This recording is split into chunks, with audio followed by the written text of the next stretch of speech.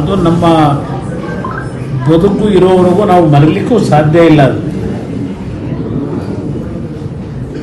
ಆ ಹಿನ್ನೆಲೆಯಲ್ಲಿ ಈ ಜಿಲ್ಲೆಯ ಜನತೆ ಇಲ್ಲಿಯ ಒಂದು ಬೆಳವಣಿಗೆಗಳೇನಾಗಿದೆ,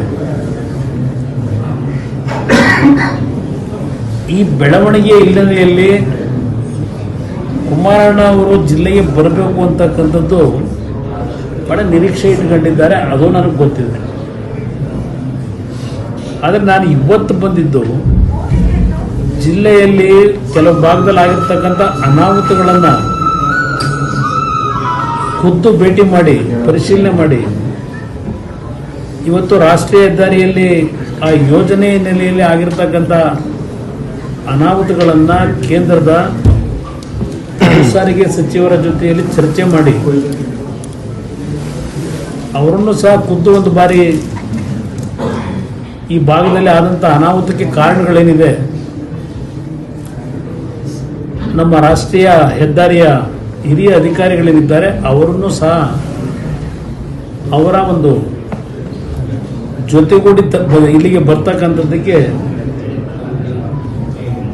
ಅವರ ಜೊತೆ ಚರ್ಚೆ ಮಾಡಬೇಕು ಅಂತ ಇದ್ದೇನೆ. ಇಲ್ಲಿಯ ಪರಿಸ್ಥಿತಿಗಳನ್ನು ನೋಡಿದಾಗ ಬಹಳ ದಿನಗಳಿಂದ ಈ ಒಂದು ರಸ್ತೆಯ ವಿಷಯದಲ್ಲಿ ಒಂದು ಸುರಂಗ ಮಾರ್ಗದ ಮುಖಾಂತರ ಈ ರಸ್ತೆ ಇವತ್ತು ನಮ್ಮ ಪಶ್ಚಿಮ ಘಟ್ಟದ ಭಾಗದಲ್ಲಿ ಆಗಬೇಕು ಅಂತಕ್ಕಂಥ ಚರ್ಚೆಗಳೇನಿದೆ, ಅದಕ್ಕೆ ಕಾನೂನಿನ ಒಂದು ಅರಣ್ಯ ಇಲಾಖೆಯ ತೊಡಕುಗಳಿದೆ. ಕಳೆದ ಇತ್ತೀಚಿನ ದಿನಗಳಲ್ಲಿ ಅದರ ಬಗ್ಗೆನೂ ಗಡ್ಕರಿಯವರು ಮಾತನಾಡಿದ್ದಾರೆ ನನ್ನ ಜೊತೆ. ಈ ಹಿನ್ನೆಲೆಯಲ್ಲಿ ಮತ್ತೇನು ಬಂದಿದ್ದೇನೆ, ಮುಂದೆ ನಾನು ರಾಜಕೀಯದ ಒಂದು ಪಕ್ಷದ ಕಾರ್ಯಕರ್ತರಿಗೆ ಒಂದು ನೈತಿಕ ಸ್ಥೈರ್ಯವನ್ನು ತುಂಬತಕ್ಕಂಥ ನಿಟ್ಟಿನಲ್ಲಿ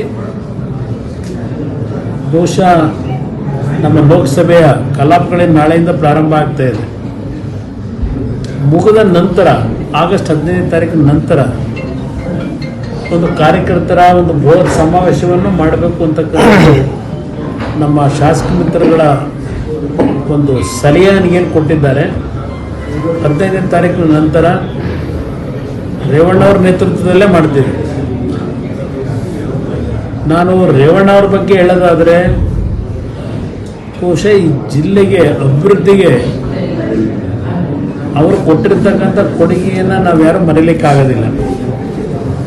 ಇವತ್ತು ಕುಟುಂಬದಲ್ಲಿ ಕೆಲವು ಸಮಸ್ಯೆಗಳನ್ನು ಎದುರಿಸ್ತಾ ಇರ್ಬೋದು ಅವರು, ಆದರೆ ಈ ಜಿಲ್ಲೆಯ ಸಮಗ್ರ ಅಭಿವೃದ್ಧಿಗೆ ಬಹುಶಃ ನಮ್ಮೆಲ್ಲರನ್ನೂ ಒಂದು ಹೆಜ್ಜೆ ಮುಂದೆ ಮೀರಿ ಈ ಜಿಲ್ಲೆಯ ಸಮಗ್ರ ಅಭಿವೃದ್ಧಿಗೆ ಚಾಲನೆ ಕೊಟ್ಟಿರ್ತಕ್ಕಂಥದ್ದನ್ನು ಬಹುಶಃ ಯಾರೂ ಮರಿಲಾರರು ಅನ್ನೋದು ನನ್ನ ಅಭಿಪ್ರಾಯ.